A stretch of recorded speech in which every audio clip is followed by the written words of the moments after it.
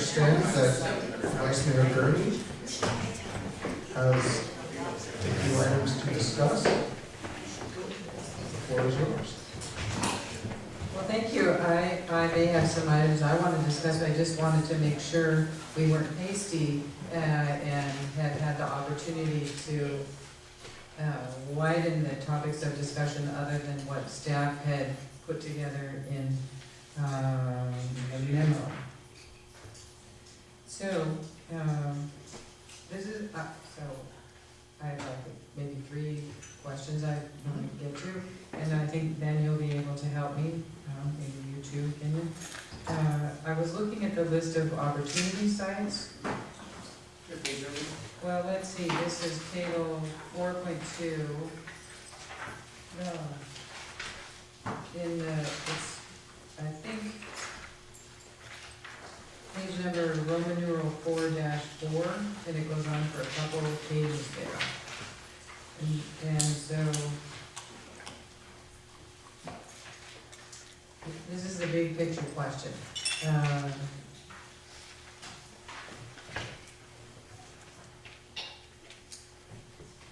Well, my worry is that this list is too limiting in its perception of what could be a multi-unit place because it's address specific. I mean, I understand that great idea of a list, and maybe this is required by law, I can't remember. And one of the ideas that I think is quite popular about getting people downtown, downsizing, populating the downtown core is about remodeling the single-story buildings downtown to provide the mixed-use business and housing on top. And then there are other opportunity sites downtown that I don't believe were mentioned, like on Petaluma Avenue, etc. So I don't know how that general notion is addressed. Sure. Okay. I want to preface this table by stating that this is in no way a visionary statement by the city. This is meant to demonstrate to the state HCD, the Housing and Community Development Department, that adequate sites exist, rather than the city saying, trust us, we've got enough. What has historically occurred in many communities, Sebastopol is unique in that you are embracing your role in facilitating solutions to affordable housing. The predominant theme across many jurisdictions in California is, how dare they make us do a housing element, the market will sort it out, I want to do the bare minimum. You see a red line where the dates have just been changed, and it's a not my problem type approach. So the state, to answer your question, the addresses and the assessor parcel numbers mandated by state law to show a specific itemized list of where the opportunity sites exist so that you can demonstrate that you can accommodate your allocated number of units. There are going to be many additional sites that the city considers to be prime opportunities that aren't on this list, but this list isn't meant to articulate your vision. It's to check the box, show the state, see we can hit our number. Okay. That's the number one thing I would emphasize. Well, that's really good, and so my follow-on question is, when we get the whole document with all the different chapters, will there be in some chapter or some map an identification of opportunity sites? Not necessarily in what you might be envisioning. It's going to lay out the land use designation for each site. We have identified vacant sites in the existing conditions report. We'll identify a lot of policies about enhancing residential mixed-use projects in the downtown core and encouraging businesses to expand to provide residential over retail. But it would be its own project and own task set to kind of go site by site to develop sort of an opportunity strategy document that would be beyond the scope of the general plan itself. We could call for, the general plan could include an action item that calls for the preparation of such a mapping exercise, but the current work program and scope that we're operating under doesn't go so far as to actually deliver you that map of an analysis of possible opportunities that could fall under economic development or sort of a housing enhancement program action item, but hopefully that answers your question.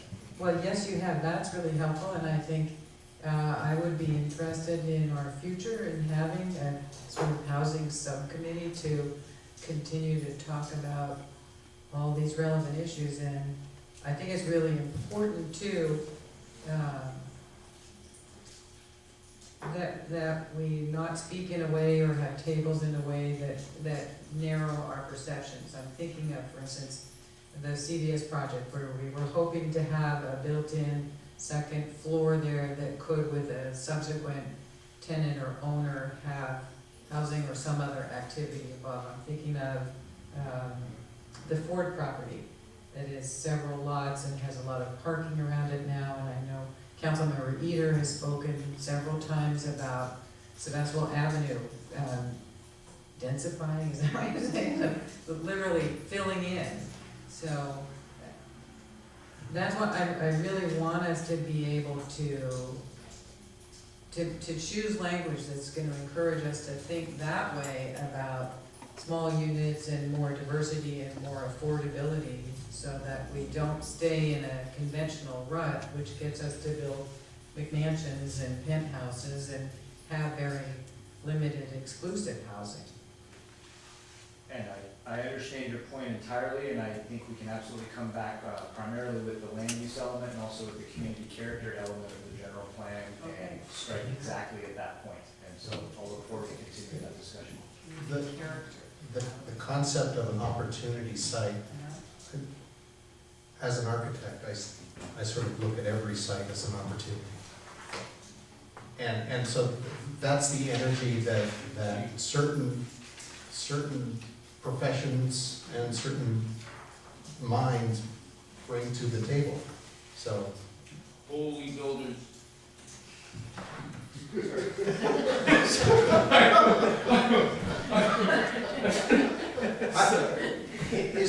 is there, can somebody out in the lobby, hello, is somebody out there? Can the lights be turned on out in the lobby, please? I'm not sure where the light switch is. If the lights were on, we could find it. Okay,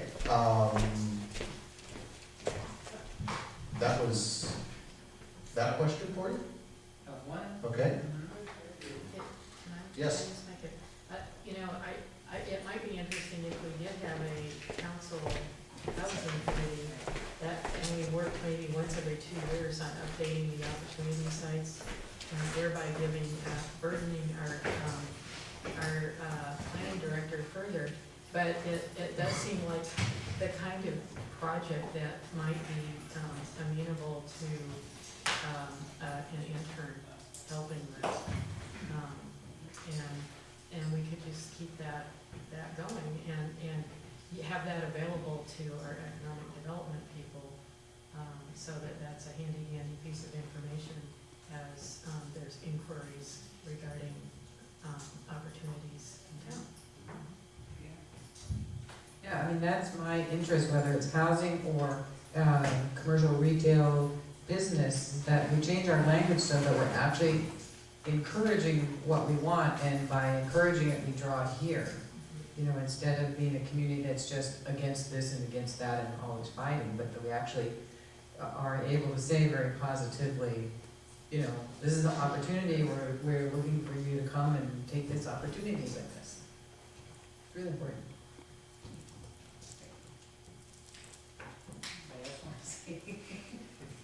are there any other questions or comments? Okay.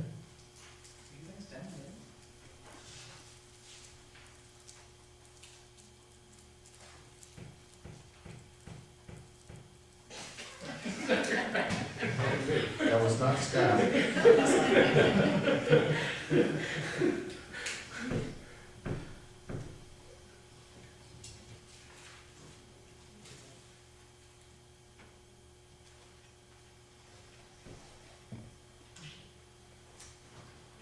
Oh, I just had another comment, maybe I should just stop with it, because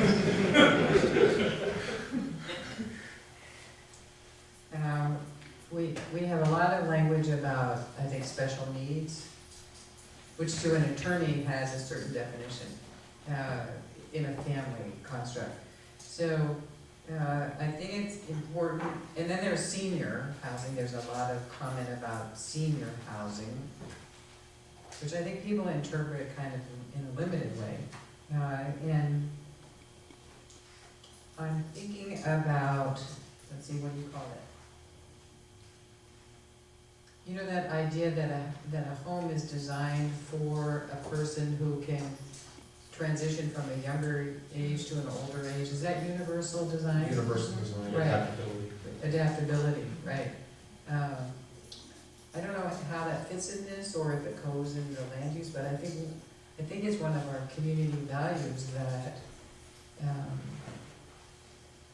we have housing where people can be able to do that, sort of just age in place and stay with us. So I don't know then if that goes in this, or the land use element, or the zoning element, or. We could absolutely add a policy in here to encourage the construction of housing that incorporates universal design to meet the needs of seniors and for aging in place considerations. There are other avenues in which we could incorporate that into the general plan. The community character element would be an appropriate home for it.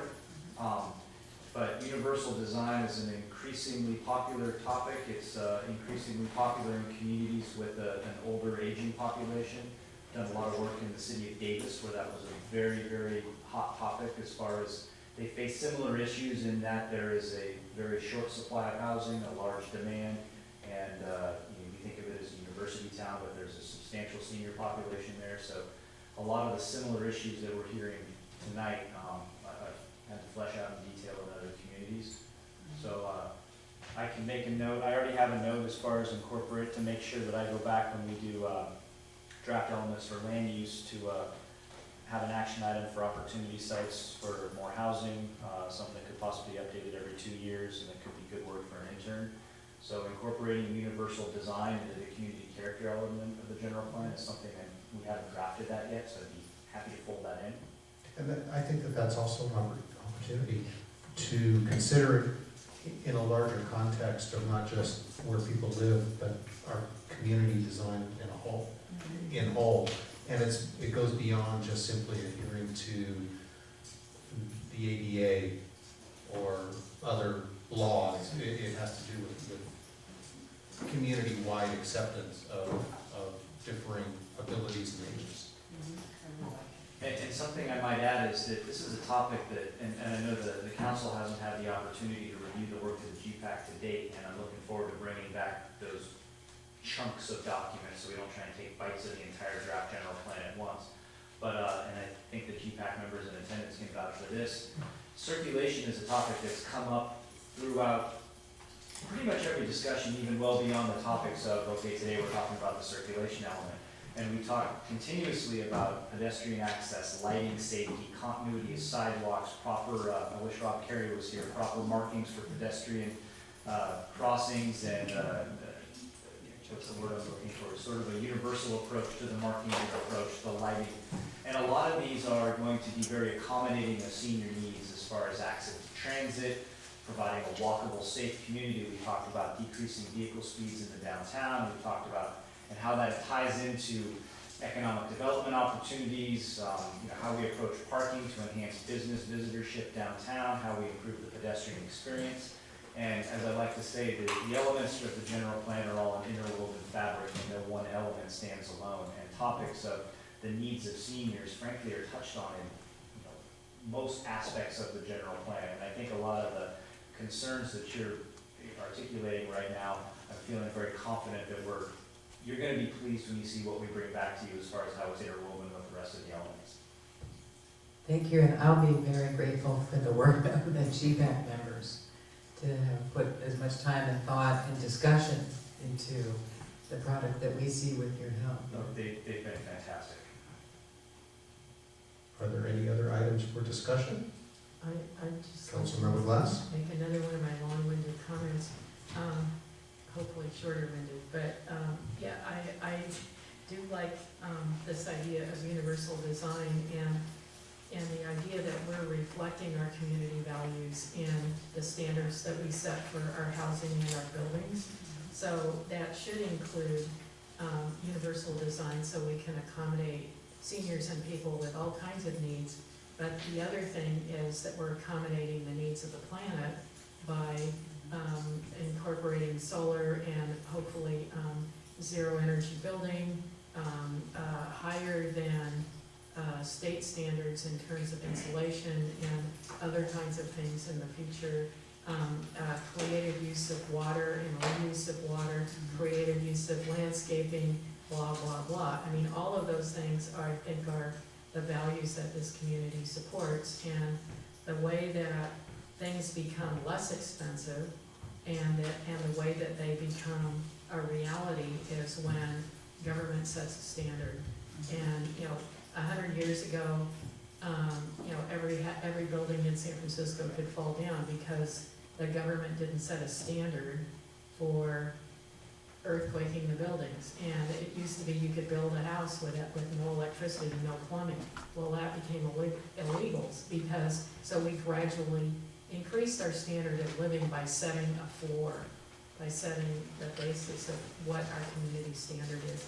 So I would hope that we're incorporating all these different standards into what we're doing, because in the long run, it's cheaper to do it when you build it than down the road.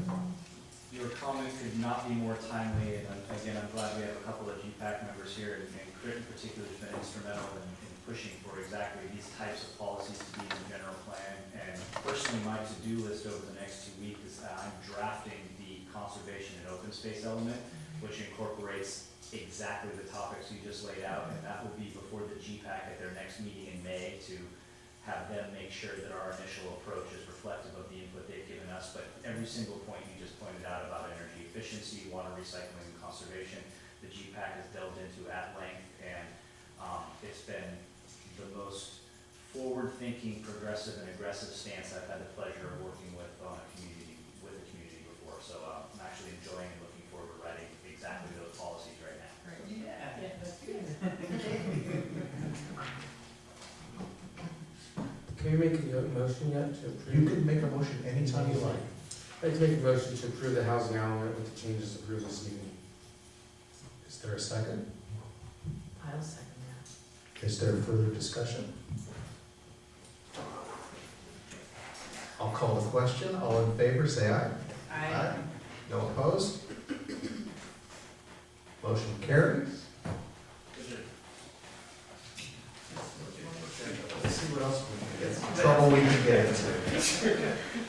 We're adjourned. Oh, Wait, I want to mention one other thing. We have a quick announcement from Councilmember Glass. So, there is a person back there by the piano that has these flyers for the Share Sonoma County program, which is this program that helps pair roommates in existing housing stock, and it's run through Petaluma People Services. And I think it sounds like a great program. It's pairing people with housing with people that need roommates, and it's for seniors, and it sounds like it's really working. So, rah, rah. Okay, we'll re-adjourn.